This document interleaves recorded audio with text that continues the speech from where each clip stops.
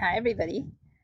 Today and yesterday I've been trying to get some carrots in the ground, but realized that I am not set up at all. The buckets I used last year I repurposed for the Jerusalem artichokes, so I had to redo the whole setup. And then I decided, well, no, then I didn't have those buckets, so then I had to figure out different buckets. So I think I'm going to go with the bin this time around. I'm going to go with this bin. But actually, after thinking about it, I'm gonna try to repurpose one of these strawberry beds next year because that's deeper, as you can see. So I think this will make a better bed, or ideally a better bed for carrots. But we're gonna try it with this one. I still have to get holes in. I've already got.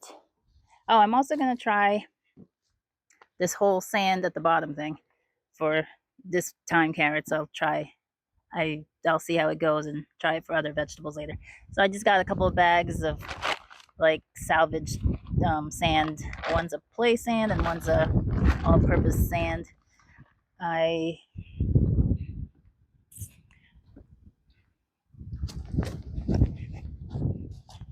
then I spent way too much time sifting some soil, so it's very fine, and sifting compost. This went a little bit faster once I realized my stupidity. So I still need, I think I'm going to use peat moss because I have some of that to fill up the bucket so that it stays airy. But otherwise, that's today's project. So I drilled my holes about 2 inches from the bottom, and they're a little bit big because I'm going to use, these are loofah like dish pads that I've had for a while because I saved junk like this, and this is going to cover up the hole. It's porous natural fibers, so they'll decompose in its own time. That's what's going to fill up the holes. Block up the holes. And I got this idea from Growing Out the Box. He did it a little while ago, and then Micro Farmer did it recently. And the idea is it's like a reservoir for your plants for water to stay in.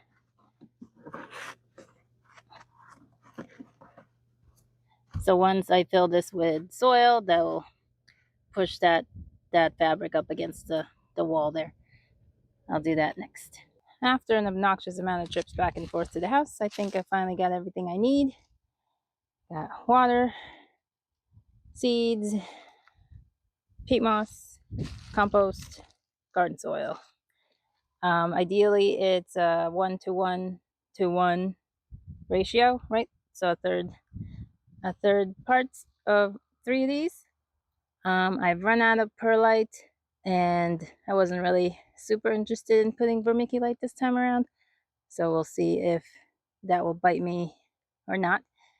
So I'm gonna start filling up.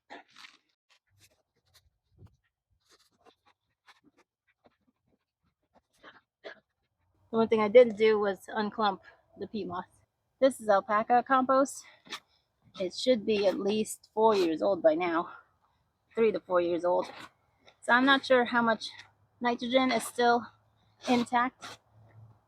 It's been under tarp, but it's been plenty rained on, and nitrogen does evaporate back into this planet, back into the atmosphere.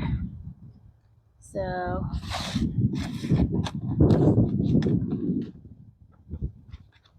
the carrots don't need that much nitrogen, so no big worries. And last bucket. Oh, there's a sizable stick there. We don't want that.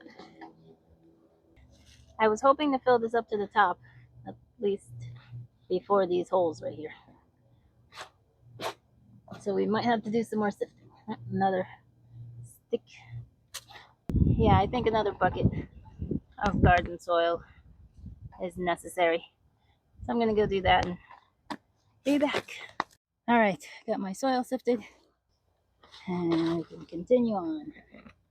Perfect. We've got the right height going on, although there will be settling happening. We can always top it off with A little bit more compost. There'll also be mulch. There's at least an inch space for mulch. Tap it on the sides to settle it more.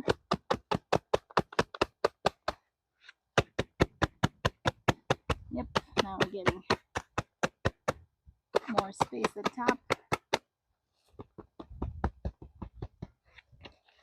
And then we're going to water it, and that's going to settle it even more.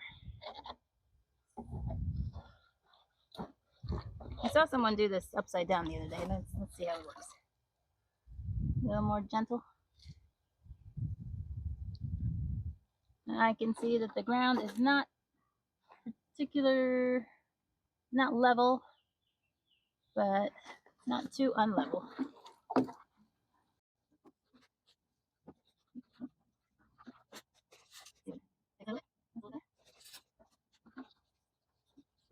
So while the compost and the garden soil were moist, the peat moss is absolutely not. So that's what all this surface stuff is happening.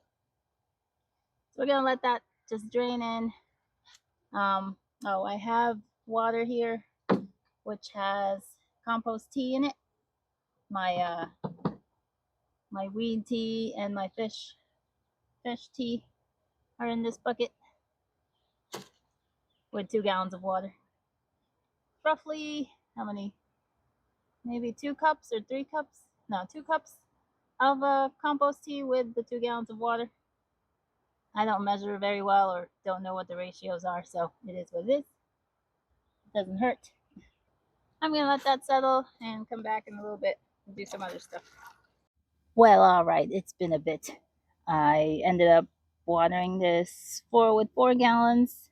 I put in some more soil on top to account for the settling.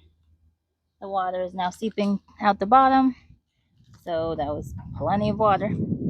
And for today, I don't even know how many seeds are in here. We have scarlet mantis and atomic red carrots.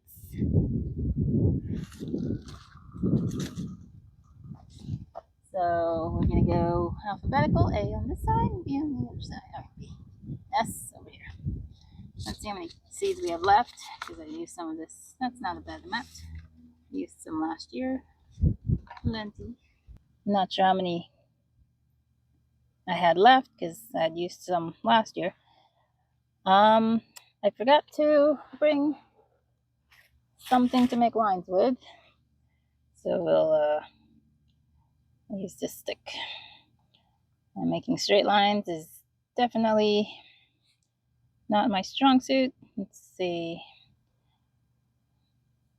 That's about 2 inches apart. It's about the middle of the bed. So how many? Okay.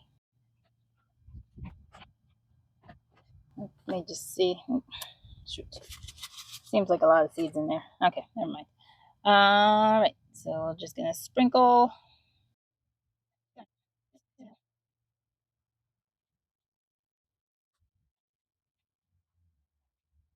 I used up all the atomic red up to here. Let's see how many scarlets we have.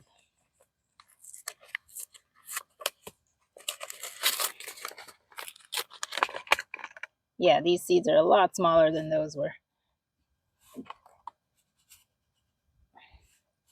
So I'm not going to be able to use them all up. Finish up this row.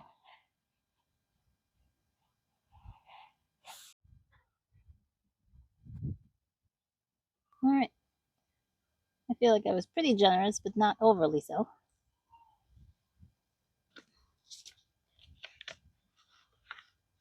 So I have plenty more for a fall garden if I ever get to that.